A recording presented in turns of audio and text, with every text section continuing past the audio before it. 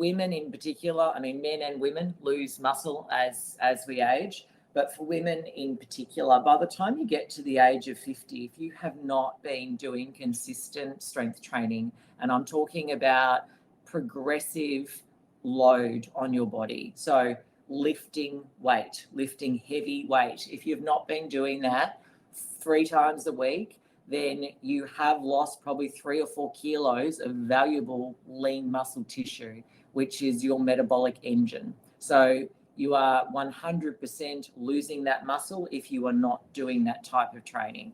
And with losing that muscle, as I mentioned before, your ability to regulate your blood glucose is absolutely shot, and you'll start gaining more body fat.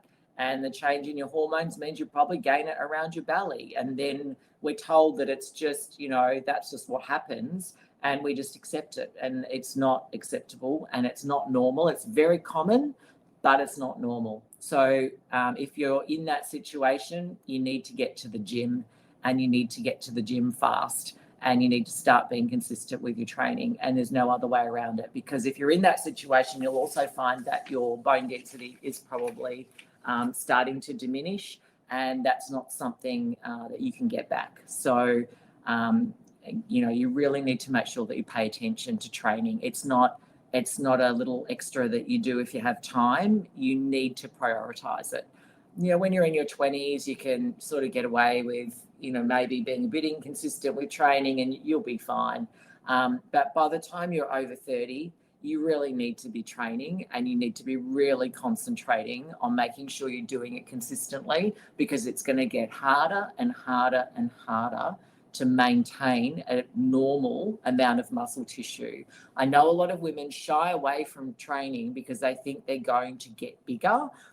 If you've already lost 3 or 4 kilos minimum of muscle tissue, it's so hard to get that back again. So the last thing that muscle's going to do is make you bigger.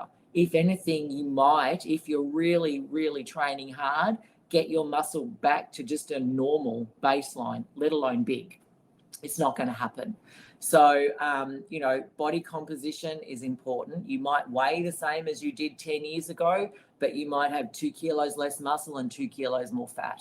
And that will just continue changing your body composition and deteriorating if you don't do something about it. So really, really important to make sure that you focus on the strength side of things.